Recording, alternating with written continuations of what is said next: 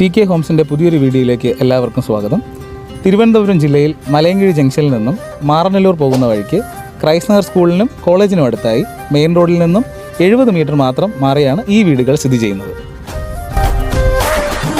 പടിഞ്ഞാറ് ദർശനത്തിലുള്ള 3 വീടുകളാണ് ഇന്ന് നിങ്ങളെ പരിചയപ്പെടുത്തുന്നത്.